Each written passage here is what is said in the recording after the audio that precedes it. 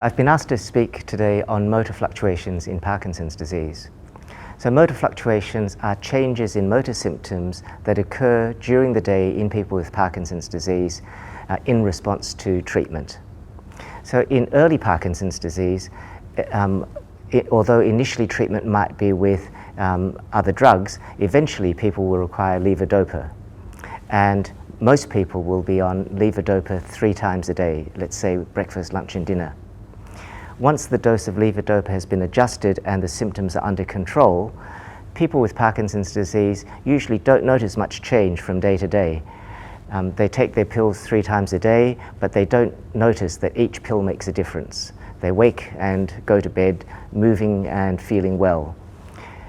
As time goes on, people will start to notice that if they're late with a dose, or if they miss a dose, or perhaps first thing in the morning, since they haven't had a dose since the previous evening, then they start to notice that some of the symptoms come back. Tremor, perhaps some slowness or stiffness or shuffling. And once they take another dose, those symptoms disappear again. And so these are the beginnings of motor fluctuations. The reason that motor fluctuations occur is because of the way the brain changes in its response to levodopa and dopamine during the course of Parkinson's disease. So it's important to understand that when one swallows a pill of levodopa, it doesn't get absorbed from the stomach. In the stomach, it does nothing. It has to pass through the stomach into the small intestine before it gets absorbed. But once it gets into the small intestine, it gets absorbed very quickly. And within 20 minutes or so, the levels of levodopa in the blood reach a peak, and then within an hour and a half, they've dropped to half of the peak, and within 3 to 4 hours, most of that levodopa dose has disappeared from the bloodstream. And yet, people, of course, don't notice that that happens because they're feeling the same in early Parkinson's disease. The reason for that is the brain has the capacity in early Parkinson's disease to hang on to the effect of levodopa. And so it's not reliant on blood levels. As time goes on, the ability of the brain to hang on to that effect diminishes, and then the response to treatment shortens. So instead of getting hours and hours and hours of response initially after perhaps 4 hours or 5 hours or 6 hours, the symptoms come back.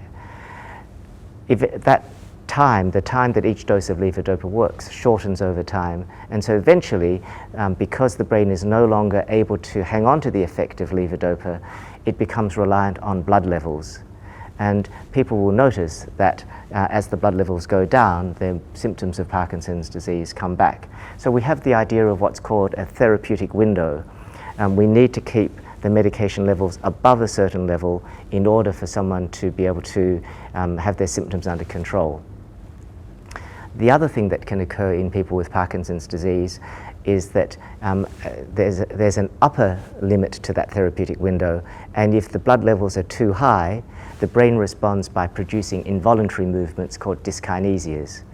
And so we have an idea that when treatment levels are too low or there's relative underdosing, symptoms of Parkinson's disease come back. If the drug levels are too high, then people will respond by getting dyskinesias or involuntary movements. It gets a little bit more complicated than that even, because sometimes at the beginning of the medication dose, as the symptoms of Parkinson's disease such as tremor improve, there'll be a little bit of dyskinesia that then fades, and then those dyskinesias might come back towards the end of the dose. So they are called beginning and end of dose dyskinesia.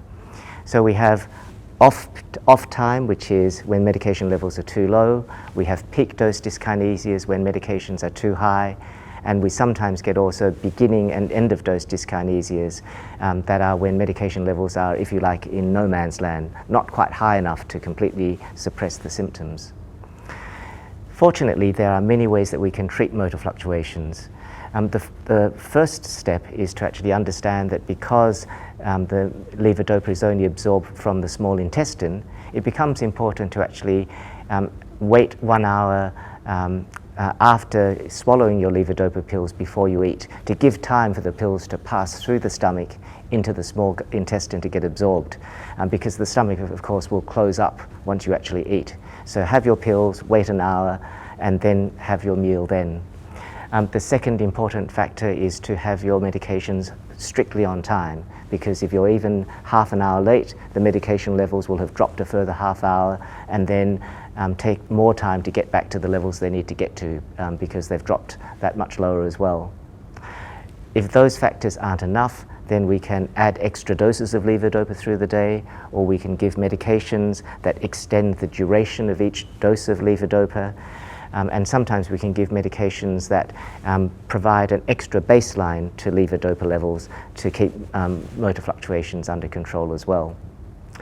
And then finally, if those factors are not enough and people are getting an unpredictable response to levodopa, they take their pills and they may not work, so dose failures, or they might take longer to work than expected, delayed ONS.